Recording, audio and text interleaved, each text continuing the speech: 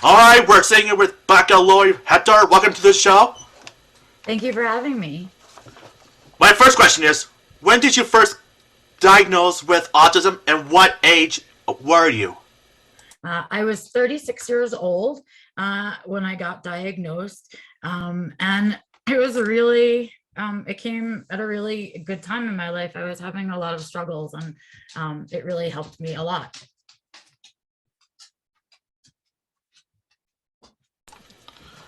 So what exactly is Evolving Skye and why did you form this company and why? Well, Evolving Skye is a name for just my legal entity, I guess. When you go into business for yourself, you want to make sure that the work that you're doing doesn't kind of infringe on the work that you and the stuff that you have personally. So this way, so you create a business entity called an LLC. And so it's really just the way that I get my checks are written out to that. And this way it doesn't confuse itself with my personal life. Wow, well said. What does neurodiversity mean? To me, neurodiversity means really just the variations of the human brain that are out there. I really don't think very many that we have the same thing, all of us. I think, the idea of having a same brain as somebody is really weird, actually. And so neurodiversity to me is just like biodiversity. So what is self-defined living? Self-Defined Living is the name of my course that I teach. I created it out of all of the stuff that I learned when I was going through my diagnosis and sort of wanting to rebuild my life around the stuff that I was learning about myself through my diagnosis.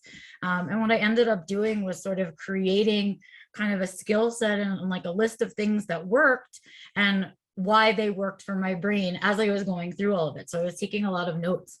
And then I decided that since it had worked so successfully for me, that we have very few supports for autistic adults right now, that I might as well try and create something right now to try and help my fellow autistics to do that with their lives. And that's what Self-Defined Living is. It became a course. So what exactly is the info dump files? Is that your podcast show? Yes, I do the Infodump Files once a month with my co-host, Doug Bletcher. He and I really enjoy working together. We have a very similar sense of humor. And when we were talking about a project to work on together, we sort of wanted to, in some way, catalog all of the different special interests that autistics have.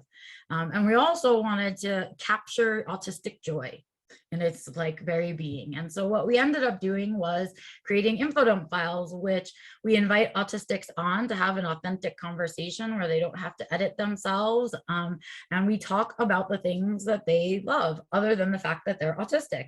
And as we talk about it, we get to experience the joy that special interests bring for autistic people. Very nice indeed. So what exactly is CSS stand for? CAS stands for a Certified Autism Specialist. And I got that through IBCCES, which is an organization that you can study through and then take a test to get certified.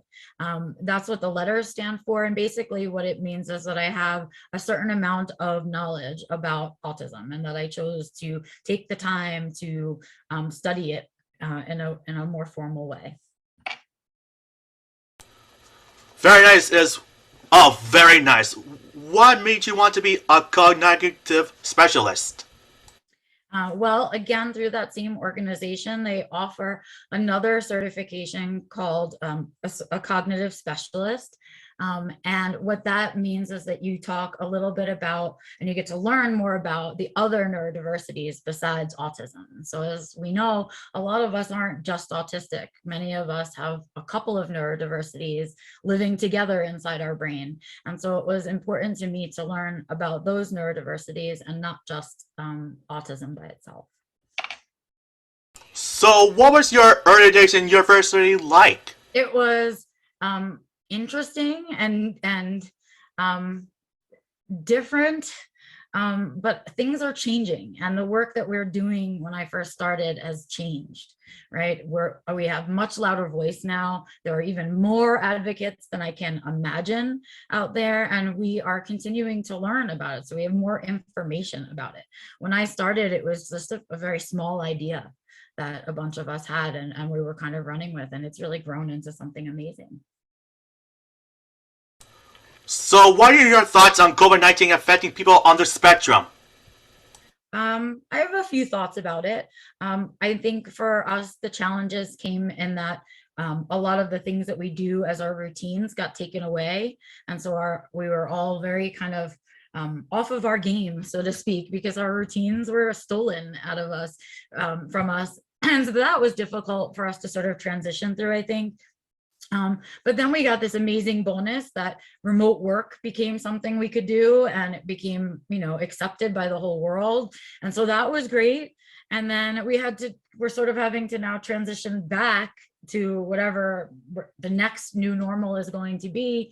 And some of the stuff is coming back and some of it isn't. And I think we're again in that transition period, which is really uncomfortable for us. So I think a lot of us right now are struggling with anxiety of getting back out into the world again. What is your encouraging words for people on the spectrum who wanted to work remotely? I would say if that's what you want and you want to give it a try, now is the time. There's a lot of people who have left jobs and a lot of companies who have rebuilt themselves a new kind of hybrid model of work. So if now is the time that you're interested in trying remote work, this is a great time to do it. And also if it's something you're thinking about kind of switching careers, now is a good time to do that as well. There's a lot of people that are not working right now, and a lot of people looking to shift careers. So you won't be the odd man out. So it's a good time. Well, that's all for the time. Thank you for being my guest on my show. And this is the real Michael Tanzer presents Michaelism! And cut!